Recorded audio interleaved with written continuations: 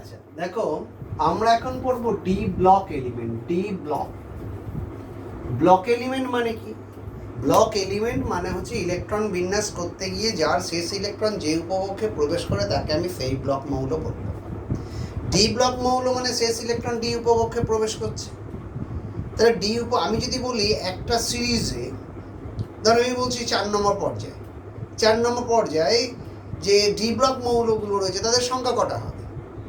না, আমি বলেছিলাম শেষ ইলেকট্রন ডিতে প্রবেশ করে ডি উপকক্ষে। তা ডি উপকক্ষের কটা কক্ষ? 5টা কক্ষ। তাহলে 5টা কক্ষ মানে এখানে মোট ইলেকট্রন সংখ্যা কটা হবে? 10টা। সুতরাং ডি ব্লক মৌলের সংখ্যা কটা হবে? 10টা। তাহলে ধরো 4 নম্বর পর্যায়ে, 5 নম্বর, 6 নম্বর, এইরকম 3টে পর্যায়ে রয়েছে। তাহলে এই যে 3টে পর্যায়ে, এই 3টে পর্যায়ে মোট ডি ব্লক মৌলের সংখ্যা, আমি যদি বলি একটা পর্যায় সারণীতে ডি ব্লক মৌলের সংখ্যা কটা হবে, তুমি বলবে হচ্ছে গিয়ে এর 10টা, এর 10টা, এর 10টা, টোটাল 30টা। আমরা দেখো ফার্স্ট রো যে ডি ব্লক মৌলগুলো রয়েছে, তা যে কোনো ক্ষেত্রেই বলছি ডি ব্লক মৌলের শেষ কক্ষের ইলেকট্রন বিন্যাসটা কত? না n-1 d 1 to 10 ns2। এটা হচ্ছে ডি ব্লক মৌলের শেষ কক্ষের ইলেকট্রন বিন্যাস, এইটা। এখন এই ডি ব্লক মৌলের ফার্স্ট রো যেটা ডি ব্লক মৌল, সেটা কি রয়েছে? ধরো স্ক্যান্ডিয়াম 21 থেকে এখানে আছে জি 30। Scandium, titanium, vanadium, chromium, manganese, iron, cobalt, nickel, copper, জি। এই যে ফার্স্ট রো ডি ব্লক যে এলিমেন্ট রয়েছে, সেই ডি ব্লক এলিমেন্টের সংখ্যা হচ্ছে 10টা। আমি বলছি এদের বিভিন্ন ক্যারেক্টার। প্রথমে হচ্ছে পারমাণবিক ব্যাসার্ধ। তাহলে পারমাণবিক ব্যাসার্ধের যে ক্যারেক্টার বা লেখচিত্র অ্যাটমিক নাম্বারের রেসপেক্টে, সেই অ্যাটমিক নাম্বারের রেসপেক্টে এদের লেখচিত্রটা কেমন হবে সেটা আমাকে ব্যাখ্যা করতে হবে। কীরকম দেখো, আমি যদি পারমাণবিক ব্যাসার্ধ বনাম অ্যাটমিক নাম্বার এইটা যদি প্লট করি, তাহলে লেখচিত্রটা পাবো এরকম, যাওয়ার পর একটু এরকম উঠে গেছে। এখানে ধরো স্ক্যান্ডিয়াম, এটা হচ্ছে জিঙ্ক, এইখানে যেটা রয়েছে সেটা হচ্ছে ক্রোমিয়ামের অ্যাটমিক নাম্বার। প্রশ্ন হচ্ছে কেন এরকম হলো?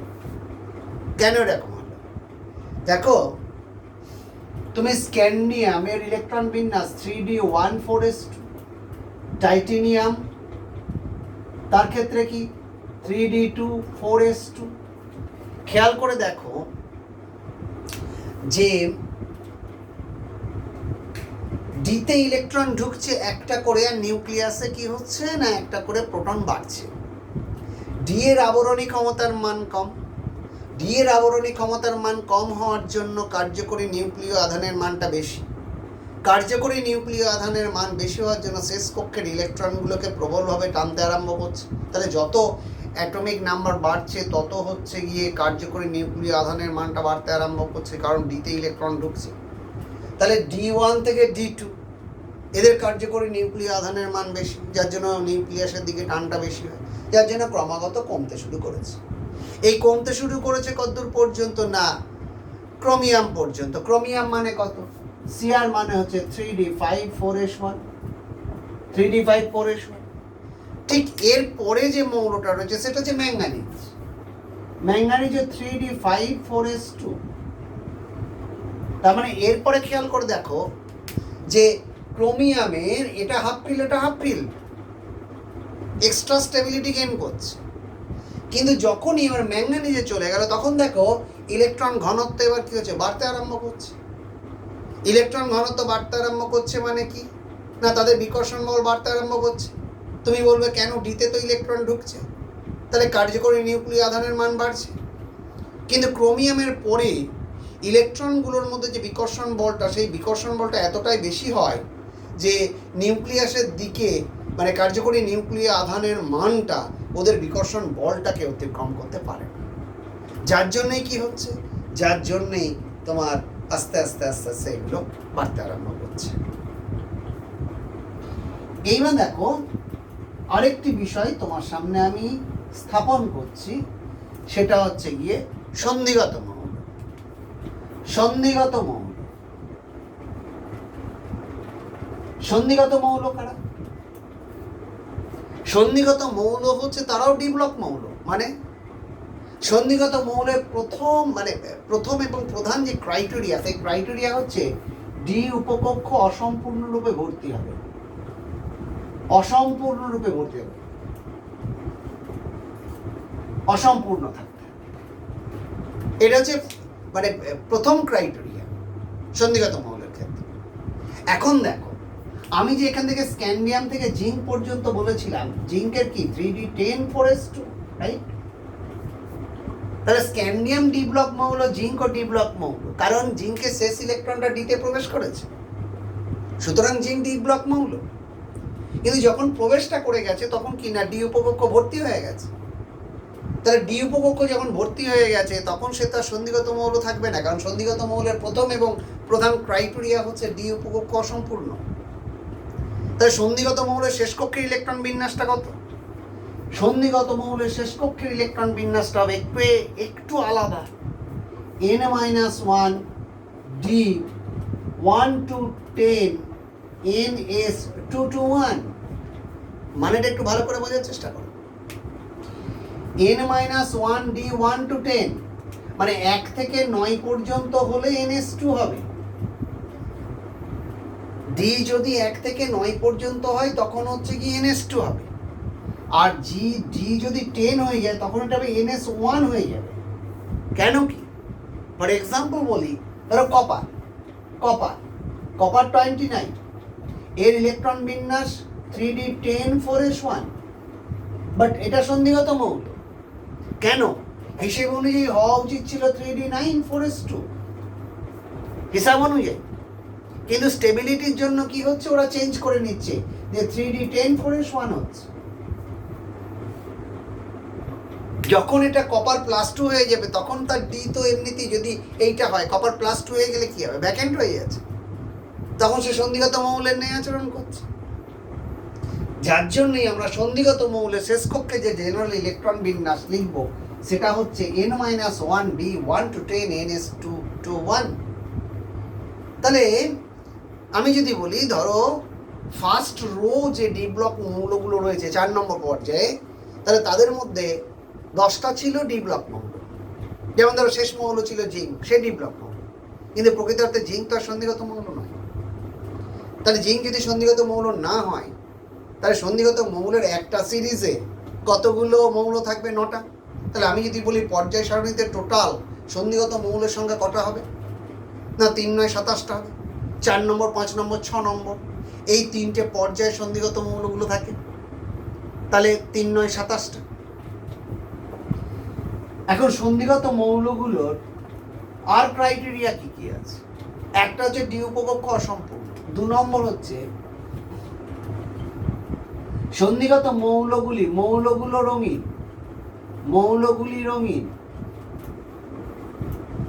এবং এদের যৌগগুলিও রঙিন। ইন্টারেস্টিং। সন্ধিগত মৌলগুলিও রঙিন এবং এদের যৌগগুলিও রঙিন। আর কি কি হতে পারে? পরিবর্তনশীল যৌগতা থাকবে। 3 নম্বর হচ্ছে কি, 4 নম্বর কি, অনুঘটক হিসেবে আচরণ করবে। 5 নম্বর জটিল যৌগ তৈরি করবে। এইগুলো হচ্ছে গিয়ে সন্ধিগত মৌলের হচ্ছে গিয়ে ক্রাইটেরিয়া, যে এই জিনিসগুলো হচ্ছে গিয়ে হবে। তাহলে প্রথম দেখো, ব্যাখ্যা করি। সন্ধিগত মৌলগুলি হবে রঙিন এবং এদের যৌগগুলিও রঙিন হবে। কি কারণে? ডিডি ট্রানজিশন মানে কি? মানে ডি এর যে 5টা কক্ষক, সেখানে একটা কক্ষক থেকে ইলেকট্রন যখন আরেকটা শূন্য ডি কক্ষকে স্থানান্তরিত হতেই পারে। তাহলে যখন একটা কক্ষক থেকে আরেকটা কক্ষকে স্থানান্তরিত হয় তখন শক্তি বিনিময় মানে শক্তি ছাড়ে। তা শক্তি ছাড়ার সময় কি করবে? ওরা কালার শো করে। যার জন্যেই ডিডি ট্রানজিশন হওয়ার ফলে এই মৌলগুলিও রঙিন হবে এবং এদের দ্বারা সৃষ্ট যৌগগুলিও রঙিন হবে। কিন্তু মজার ব্যাপার হচ্ছে, কারা রঙিন হবে না? রঙিন হবে না যাদের D0 সিস্টেম, যে সমস্ত আয়নগুলো D0 সিস্টেম, বা হচ্ছে D5 সিস্টেম, বা হচ্ছে D10 সিস্টেম। তাহলে যে সমস্ত আয়নগুলোর এইরকম সিস্টেম থাকবে তারা হচ্ছে কালারলেস হবে। যেমন ধরো আমি বলছি স্ক্যান্ডিয়াম প্লাস 3, এর হচ্ছে D0 সিস্টেম, Mn+2 এদের D5 সিস্টেম। এটা ধরো কপার +1, এটাও D10 সিস্টেম। তার মানে এদের ক্ষেত্রে DD ট্রানজিশন হবে না। তুমি যদি বলো যে D10, এটা তো ফিল্ড আপ, 5টা কক্ষক ডবল ডবল ইলেকট্রন রয়েছে, তাহলে কোন ইলেকট্রন কোন কক্ষক থেকে কোথায় যাবে? যাবে না। এখন তাহলে D5-এ কি হবে? D5-এ দেখো এদের যে 5টা কক্ষক রয়েছে, 5টা কক্ষকের প্রত্যেকের একটা করে ইলেকট্রন রয়েছে। তাহলে এক্সট্রা স্টেবিলিটি গেইন করে, কারণ এদের এক্সচেঞ্জ এনার্জির মানের জন্য এরা হচ্ছে গিয়ে এক্সট্রা স্টেবিলিটি গেইন করে।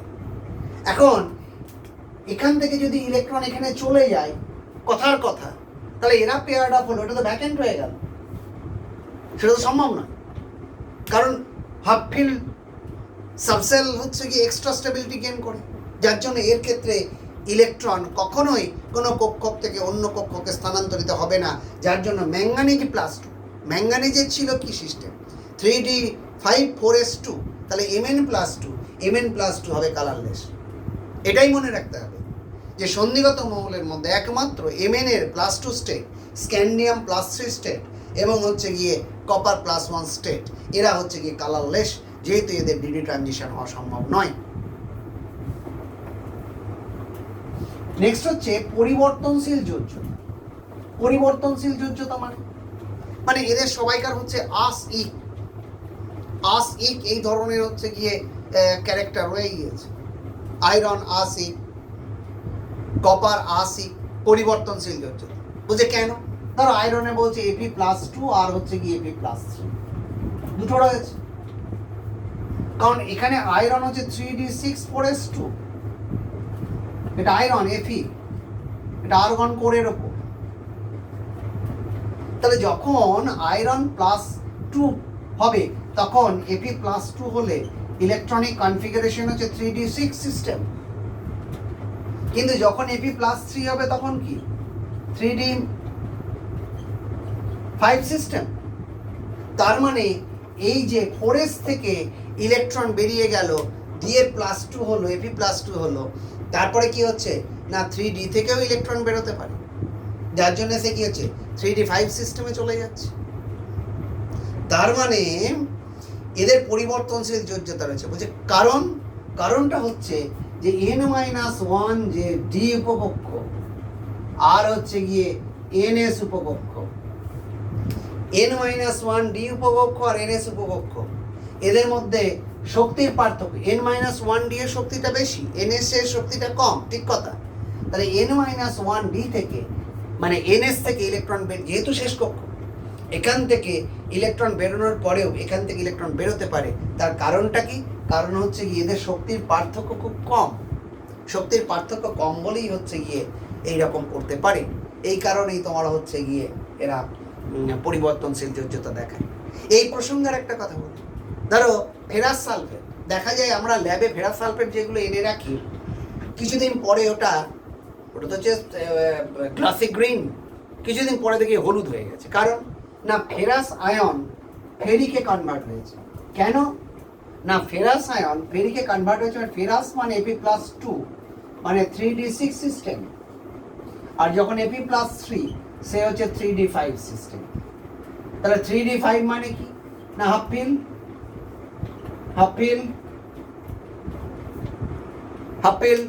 তাহলে হাফ পিল মানে কি এক্সট্রা স্টেবল।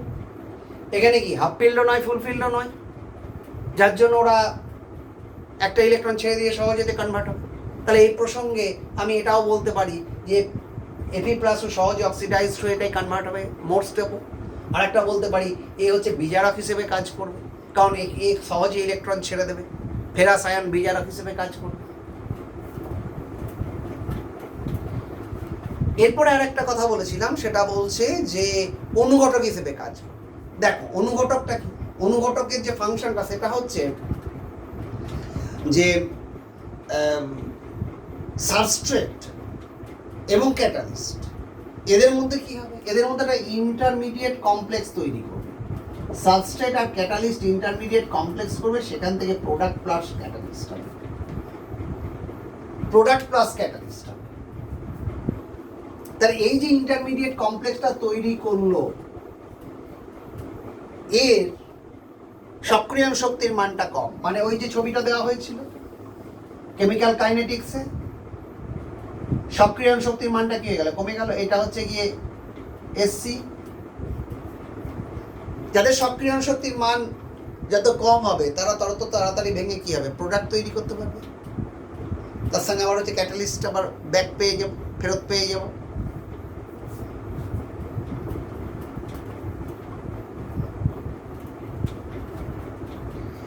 তাহলে মূল বিষয়টা হলো যে ক্যাটালিস্টের মধ্যে বসার চেয়ার থাকতে হবে, তার মানে শূন্য কক্ষক থাকতে হবে, যেখানে সাবস্ট্রেট তার নিঃসঙ্গ ইলেকট্রন জোর দিয়ে ওখানে যুক্ত হতে পারে। আর সেটা একমাত্র যারা সন্ধিগত মৌল, যাদের ভ্যাকেন্ট বি রয়েছে, সেখানে ওরা সংযুক্ত হতে পারে। আর সংযুক্ত হতে পারে বলেই ওরা এই যৌগটা তৈরি করতে পারে, আর সেখান থেকে ভেঙে কি প্রোডাক্ট তৈরি করতে পারে। এরপরে কি?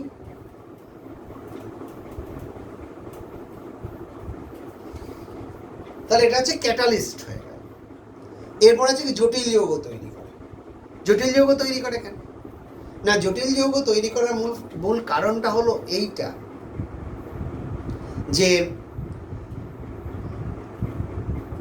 লিগ্যান্ড যারা নিঃসঙ্গ ইলেকট্রন জোর দিয়ে মেটাল আয়নের সঙ্গে যুক্ত হতে পারে, তাহলে যে মেটাল আয়নের সঙ্গে যুক্ত হবে সেখানে নিঃসঙ্গ ইলেকট্রন জোর দিয়ে অসমযোজী বন্ধন করছে, তার মানে তার কক্ষকটাকে খালি থাকতে হবে।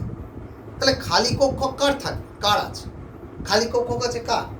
খালি কক্ষক রয়েছে সন্ধিগত মৌল যারা রয়েছে তাদের, সেই মৌল বা তাদের আয়নগুলো, যার জন্যই তারা কি তার লিগ্যান্ডের নিঃসঙ্গ ইলেকট্রন জোর নিয়ে অসমযোজী বন্ধন তৈরি করতে পারে। এই কারণেই ওরা জটিল যৌগ তৈরি করতে পারে। এটা গেল সন্ধিগত মৌল যারা ডি ব্লকের মধ্যে পড়ছে তাদের ক্যারেক্টার। তাহলে পারমাণবিক ব্যাসার্ধটা বলা হয়েছে। এরপরে খেয়াল করে দেখো, এরপরে ঘনত্বর কথা বলি। ঘনত্বর বিষয়টা কি হয়েছে? না, ঘনত্বর বিষয়টা দাঁড়িয়েছে যে এরা যে সলিড ফরম্যাটটা তৈরি করছে মৌলগুলো, সেখানে করছে কি যে কেলাসটা তৈরি করছে, সেখানে পরমাণুগুলো পরপর যুক্ত হয়ে গিয়ে কেলাসটা তৈরি করছে। খেয়াল করে দেখো, স্ক্যান্ডিয়াম এর অযুগ্ম ইলেকট্রন একটা। সুতরাং স্ক্যান্ডিয়াম সে তার পাশে একটা স্ক্যান্ডিয়ামের সঙ্গে যুক্ত হতে পারবে। তার মানে বলছে যাদের অযুগ্ম ইলেকট্রনের সংখ্যা যত বেশি হবে তারা ওই মৌলের ততগুলো পরমাণুর সঙ্গে চারপাশে যুক্ত হতে পারবে। তাহলে স্ক্যান্ডিয়ামের একটা, টাইটেনিয়ামের অযুগ্ম ইলেকট্রন কটা? দুটো। এই করতে করতে যখন তুমি ক্রোমিয়ামে চলে আসছো, তার অযুগ্ম ইলেকট্রন সংখ্যা হচ্ছে গিয়ে 3d54s1। তাহলে ক্রোমিয়াম, প্রত্যেকটা ক্রোমিয়াম তার চারিদিকে কি করছে? 6টা ক্রোমিয়াম পরমাণুর সঙ্গে দৃঢ়ভাবে যুক্ত হয়ে কেলাসটা তৈরি করছে। সুতরাং একক আয়তনে পরমাণু সংখ্যাটা বেশি হয়ে যাচ্ছে। তাহলে একক আয়তনে পরমাণু সংখ্যা বেশি হলে কি ঘনত্ব বাড়বে। এরপরে কি হচ্ছে? ক্রোমিয়ামের পরে চলে আসছে ম্যাঙ্গানিজ 3d54s2। তার মানে এখানে অযুগ্ম ইলেকট্রন সংখ্যা কি হয়ে গেল? কমে গেল। তাহলে অযুগ্ম ইলেকট্রন সংখ্যা যদি কমে যায়, তাহলে পাশাপাশি ওই মৌলের পরমাণুর সঙ্গে যুক্ত হওয়ার ক্ষমতাটাও কমে গেল, সংখ্যাটাও কমে গেল, যার জন্য অটোমেটিক্যালি এর ঘনত্ব যা হলো তার তুলনায় ম্যাঙ্গানিজের ঘনত্বটা কী হয়ে গেল? কমে গেল। কিন্তু ম্যাঙ্গানিজের পরবর্তী যে মৌলগুলো আছে তাদের আবার ঘনত্ব বাড়তে আরম্ভ করলো। কেন? না, তাদের পারমাণবিক গুরুত্বটা বাড়তে আরম্ভ করেছে, আর পারমাণবিক গুরুত্ব বাড়ার জন্য তাদের ঘনত্বটা বেড়েছে। তাহলে ঘনত্বের পরিবর্তনটা হচ্ছে এই রকম, যে স্ক্যান্ডিয়াম থেকে ক্রোমিয়াম পর্যন্ত ক্রমশ বাড়বে, ম্যাঙ্গানিজে কম হবে, ম্যাঙ্গানিজে হঠাৎ করে কমে যাবে এবং তারপরে আবার কি হবে? বাড়তে শুরু করবে। মানে স্ক্যান্ডিয়াম থেকে বাড়বে ক্রোমিয়াম পর্যন্ত, ম্যাঙ্গানিজের কমে যাবে, তারপরে আবার বাড়তে শুরু করবে। এবার দেখো সন্ধিগত যে মৌলগুলো রয়েছে সেগুলো হচ্ছে সবাই প্যারাম্যাগনেটিক। প্যারাম্যাগনেটিক মানে কি? প্যারাম্যাগনেটিক মানে আমি বলেছিলাম যাদের অযুগ্ম ইলেকট্রন থাকে, ইলেকট্রনগুলো নিজের অক্ষ বরাবর স্পিন করে তো, আর ইলেকট্রন ঘুরলেই তড়িৎ ক্ষেত্র তৈরি করে, আর তড়িৎ ক্ষেত্র তৈরি করলেই সে একটা চৌম্বক ক্ষেত্র তৈরি করে। তার মানে ঘূর্ণায়মান ইলেকট্রন এককভাবে ঘূর্ণায়মান ইলেকট্রন চৌম্বক ক্ষেত্র তৈরি করে। তাহলে যাদের অযুগ্ম ইলেকট্রনের সংখ্যা যত বেশি হবে তাদের হচ্ছে ম্যাগনেটিক মোমেন্ট বেশি হবে। কারণ ফর্মুলাটা কি? চৌম্বক ভ্রামকণ mu equal √n × n+2 bm। তাহলে স্ক্যান্ডিয়াম ওর কত না 3d1 4s2, তাহলে অযুগ্ম ইলেকট্রন একটা।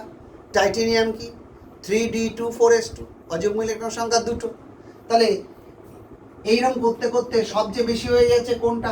ক্রোমিয়ামের হয়ে যাচ্ছে 3d5 4s1। তাহলে এর অযুগ্ম ইলেকট্রন সংখ্যা কটা? 6টা। সুতরাং এর ম্যাগনেটিক মোমেন্ট সবচেয়ে বেশি। তাহলে ক্রমাগত স্ক্যান্ডিয়াম থেকে ম্যাগনেটিক মোমেন্ট বাড়ছে কোথায়? ক্রোমিয়াম পর্যন্ত। তারপরে কি হচ্ছে? তারপরে হচ্ছে গিয়ে ক্রমাগত এবার আস্তে আস্তে আস্তে আস্তে কী হচ্ছে? ম্যাগনেটিক মোমেন্ট কমতে শুরু করেছে। ম্যাগনেটিক মোমেন্ট কমতে শুরু করতে করতে জিঙ্কে গিয়ে কী হয়েছে? 3d10 4s2। সরি, জিঙ্ক তো আর মানে সন্ধিগত মৌল না, কিন্তু আমি ডি ব্লক মৌল হিসেবে ধরতে পারি। তাহলে জিঙ্কের ক্ষেত্রে সবই পেয়ার, তারপরে ওরা প্যারাম্যাগনেটিক নয়, ওরা ডায়াম্যাগনেটিক।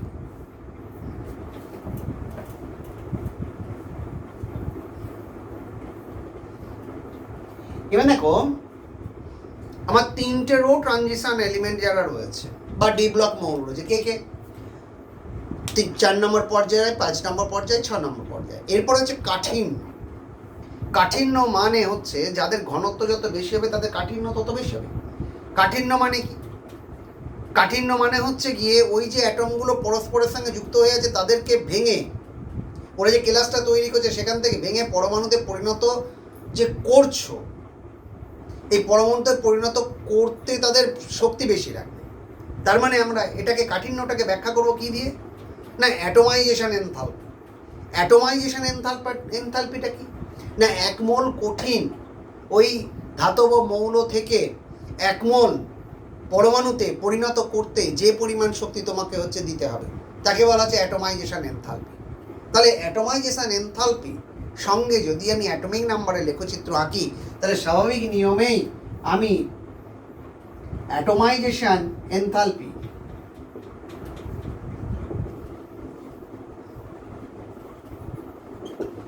আর অ্যাটমিক নাম্বার এই যদি আমি প্লট করি তাহলে স্বাভাবিক নিয়মে এরকম পাবে, এরকম পাবে, এরকম পাবে। তারপরে এইখানে হচ্ছে ক্রোমিয়াম 3d5 4s1, তারপরে যে মলেব্রেনাম মানে 5th রো ট্রানজিশন এলিমেন্ট যেটা মলেব্রেনাম 4d5 5s1, তারপরে হচ্ছে গিয়ে উলফ্রাম টাংস্টেন 5d5 6s1।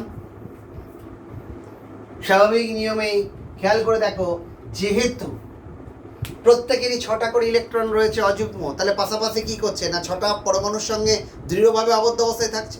কিন্তু যেহেতু এদের অ্যাটমিক ওয়েটটা বেশি, যার জন্য এদের সঙ্গে এক্সট্রা আরেকটা ফোর্স বেশি কাজ করছে যেটা van der wall type of attraction, যার জন্যে সবচেয়ে কঠিনতম মানে যে ডি ব্লক মৌল রয়েছে সেটা হচ্ছে গিয়ে টাংস্টেন।